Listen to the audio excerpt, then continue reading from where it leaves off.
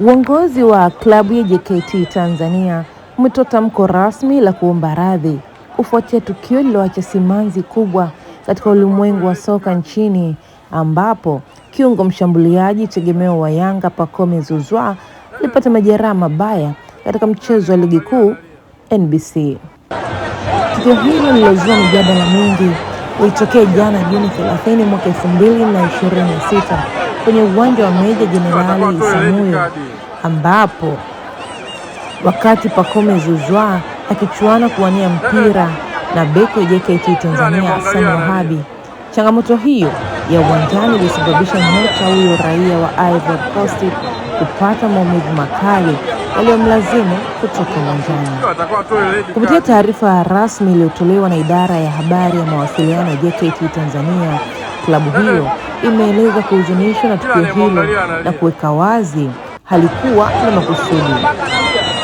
Aidha, taarifa hiyo imefichua kuwa hali hiyo imemwathiri vibaya kisaikolojia mchezaji wao Hassan Wahabi, ambaye kwa sasa anapitia kipindi kigumu kifikra kwa kushuhudia madhara aliyompatia mchezaji mwenzake.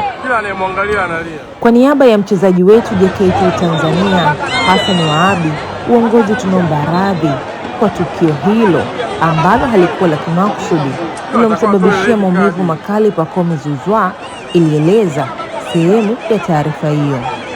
Taarifa hiyo iliongeza kuwa tukio hilo linamtesa na kumuumiza kifikra mchezaji wao Wahabi kutokana na maumivu aliyoyapata Zouzoua ambayo hakuyakusudia wala kuyatarajia kabisa wakati akipambania timu yake.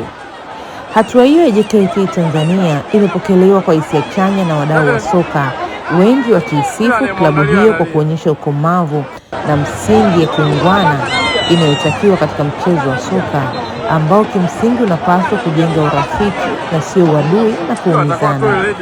Uongozi wa klabu ya JKT Tanzania umehitimisha tamko hilo kwa kutoa pole za dhati kwa mchezaji Pacome Zouzoua, benchi la ufundi, uongozi na mashabiki wote wa Yanga.